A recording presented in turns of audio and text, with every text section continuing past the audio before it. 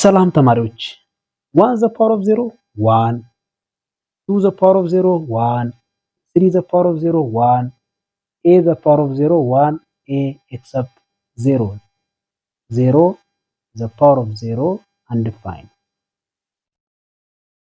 ለምንድን ነው እንደዚህ አይነት ቁጥሮች the power of 0 1 1 የሚለው 100 the power of 0 1 ይላል?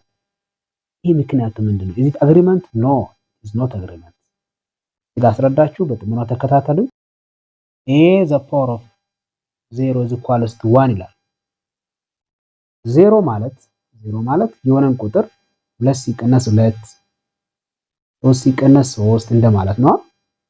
ስለዚህ 0 ማለት n ማይነስ n ነው። n ማይነስ n ነው ማለት ነው።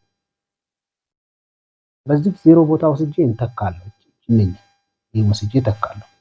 so a the power of ላለው a the power of n minus n equal to 1 1 መምጣት ነው ቼክ ማድረገው። እሺ አሁን ደግሞ እዚህ ጋር a the power of m or n over a the power of m ከማን ጋር እኩል ነው? a the power of n minus m ጋር እኩል ነው። በዚህ መሰረት እዚህ ጋር ደግሞ ሁለቱም ቦት n ነው ኦቨር እናደርገዋለን ማለት ነው። ስለዚህ a the power of n over a the power of n ይሆናል።